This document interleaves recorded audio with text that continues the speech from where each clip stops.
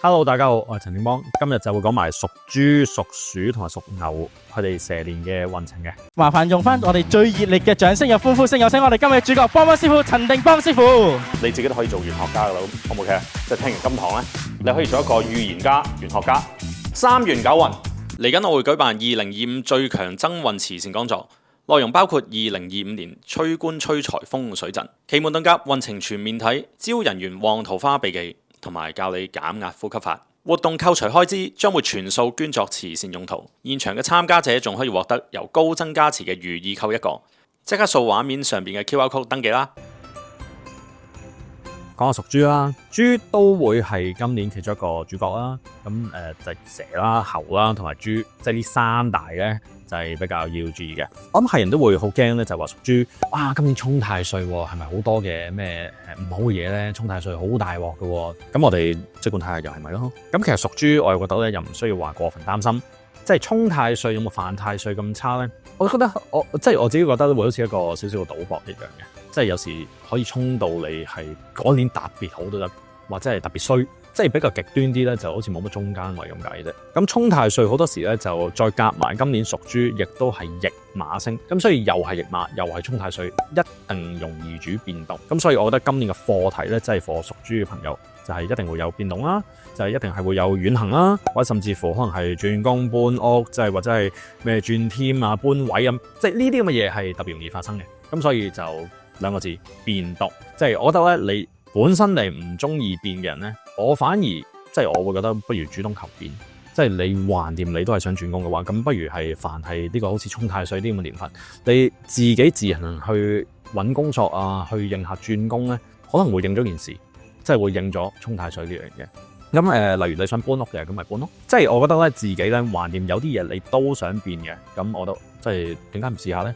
即係你自己起碼自主到啊嘛，即係覺得咧又唔需要所有嘢都係好似好驚嘅，即係我覺得如果你今年係橫掂都要變動嘅話，咪轉下咯。咁同埋咧就係驛馬星啦，再加埋沖太歲啦，咁又沖又驛馬，驛馬亦都係代表係遠行啊，即係或者係道路上面嘅嘢。咁所以驛馬星再加埋沖太歲，好多時就係主撞車。咁所以今年特別要小心呢個交通意外。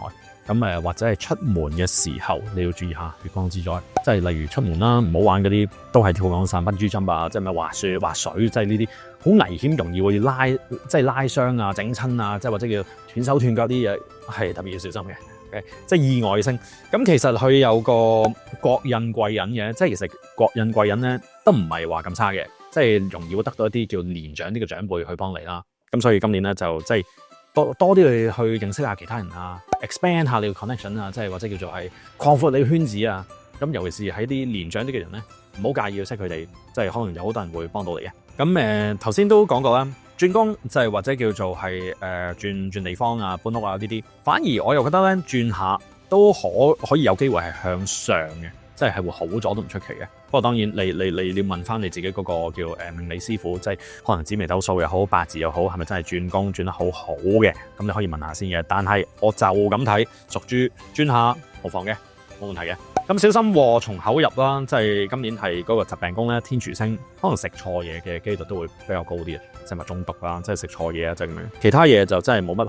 即係唔算太多好嘅嘢，咁我會覺得咧就容易會遭小人報復啦，所以都要小心係會得罪其他人嘅。咁亦都做生意嘅人可以又係拓展下海外嘅業務，因為驛馬星都係代表海外嘅嘢啦。咁所以就海外業務啊，即係或者叫海外嘅人啊，唔同文化嘅人啊，啲全部都係會幫到你嘅。咁我會建議咧就係去點樣化解呢個可能交通意外啊、撞車啊，咁可以玩下碰碰車嘅，即係碰碰車其實係。嗱，因為有時啲卦象嘅啦，碰碰車咧真係有碰撞，佢又真係車嚟喎，有軚盤，有車轆，真係有速度。咁我試過嗰一年咧，我叫過一個人咧去應下啲嘢玩碰碰車咧，咁啊真係咧俾嗰條安全帶勒到都要紅晒。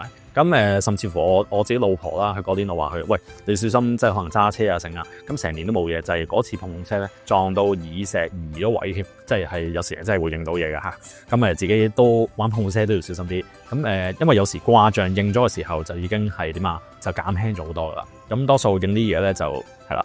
年頭去應啦，如果唔係其他嗰啲月份已經發生晒啦。因為好多人都會問我，喂，咁我要應嘢嘅血光之災咩碰碰車，咁我應該係幾時應咧？多數都係年頭，因為你去到年尾嘅時候，之前嗰10個月已經發生晒啲嘢啦，係咪？咁所以亦都有披頭啦，即係呢啲星咧，其實係不利長者，即係都係不利你屋企裏邊嘅人。咁所以就睇下屋企裏邊嘅人，佢會唔會係可能身體比較欠佳啲。咁同另一半嗰個關係咧，都係當問題要解決嘅，即係要攞出嚟傾，即係攞出嚟解決，唔好嘢嘢都係淨係嗌分手。即係因為咧沖太歲都會令到嗰個人係點啊？衝動。所以有啲嘢咧就係可能係火一嚟嘅時候就乜嘢都講，即係可能係會好衝動，就同另一半咧比較多頂撞。但係就記住，沖太歲唔一定係差，即係我會建議大家唔使太驚。你真係驚嘅話，咁當然我都會叫你去即係沖太歲嗰年啦，即係好似今年咁啦，咁你咪去攝太歲咯。咁同埋揸車嗰啲小心啲，小心駛得萬年船。咁我覺得應該冇乜太大問題嘅。咁喺呢一度咧就記住就唔好借錢俾人添，同埋就亦都唔好亂咁投資投機。但係沖太歲就係有時正正就係衝動，咁所以咧得罪人多啦，稱呼人少啦。跟住有時亦都係會衝動投資啦，唔理性投資啦，唔理性買嘢啦。咁呢啲你就自己要去小心啲啦。吉祥嘅數字咧就係1、3、4、5、6、9。咁幸運嘅顏色啦就係都係啲紫紅色啊、白色、金色、咖啡色咁啊。教多大家一招啦，即係 bonus 啦，因為你沖太歲啦。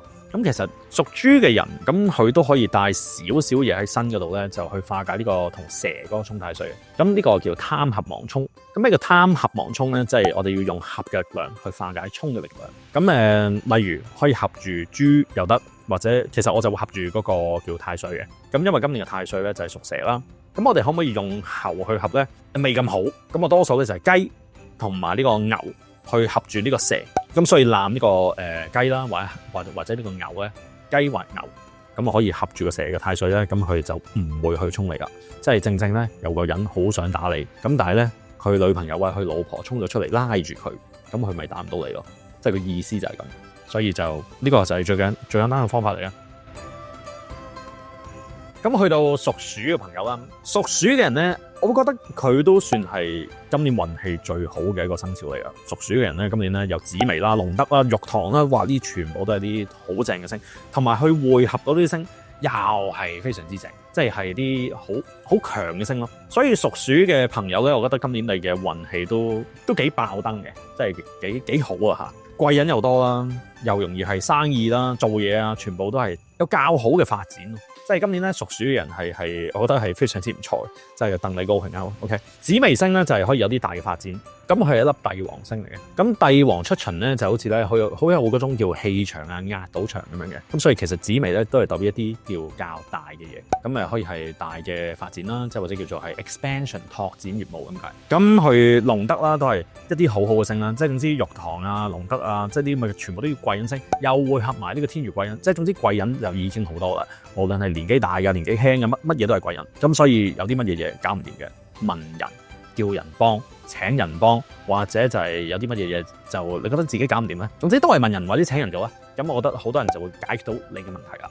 咁喺嗰個事業運裏邊咧，即係唯獨是咧唔好得意忘形咯，因為始終咧屬鼠今年都係有個暴敗星喺度。咁暴敗咧就係一夜咁就上咗去，但係一夜就會點啊？都可以落翻嚟噶。咁所以上去可以上得快，但係同時間咧就係落都會落得快。即係多數咧，你會發覺年中嘅時候就好似喺一個頂尖嘅位，即係比較叫做係運氣最好嘅位。咁一去到我諗就係年中，多數如果我哋計翻農曆嘅6、7月，咁可能就係7、8月，即係啲咁嘅時間啦。咁可能咪會保守翻少少咯，即係無論投資啊、投機啊，或者係叫做生意啊，咁咪保守翻少少。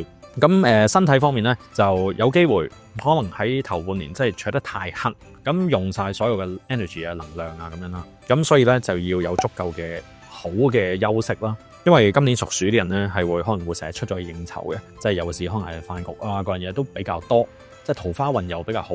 咁亦都有望咧，即係單身嘅人，咁佢亦都有望咧。今年咧就係又係紅鸞星度，咁所以咧就點解話咧？今年屬鼠係全方位地好啊！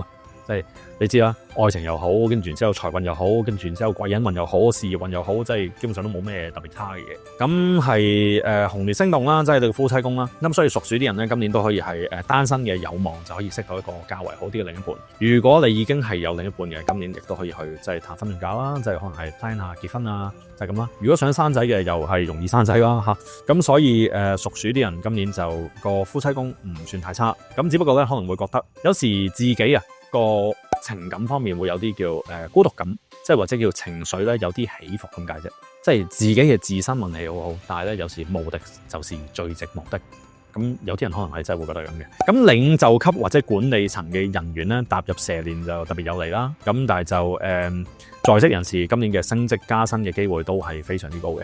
咁出外旅遊嘅時候小心樂極生悲啦，都要注意下出門嘅時候容易會食錯嘢。即係你知啦，去啲落後啲嘅地方，咁如果你覺得咧啲食物唔係好乾淨嘅，就唔好揾自己個肚嚟教飛啦。幸運嘅顏色就有白金銀啦、黑灰藍啦。幸運嘅數字就有13689嘅。我2025年蛇年運程書已經推出咗啦，入邊除咗有12生肖蛇年運勢大預測，仲有9宮飛星增運法同埋奇門風水實戰教室等等嘅。經網上訂購嘅朋友咧，仲會附送一張由高僧大德加持嘅文殊菩薩卡一張添，快啲 click 入去留言條 link 訂購啦。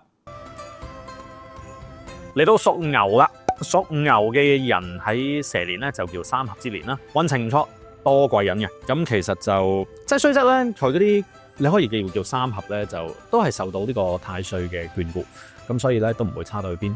咁我會覺得屬牛，咁佢今年去遇到嗰啲星啦，即係遇到嗰啲星咧，都唔算話太差嘅。咁華蓋星咧係一粒咩嘅星咧？華蓋其實就如果你本身咧你係有一啲叫文件上嘅問題啦、官非啊各樣嘢，華蓋反而咧係有少少幫你去化解官非嘅。咁所以如果你一啲叫法律上嘅問題，咁今年遇到呢粒星咧，有望佢嘅加持係可以即係幫你化解一啲咩問題啦。咁有利藝術啊、靈感創作啊，即係或者叫，因為華蓋咧係藝術之神嚟嘅。咁所以即係如果你係做創作嘅話，咁華蓋絕對幫到你。即係假如你係一個 artist 啦、拍片啊，即係或者叫做又係 designer 嗰啲咧，非常之有利。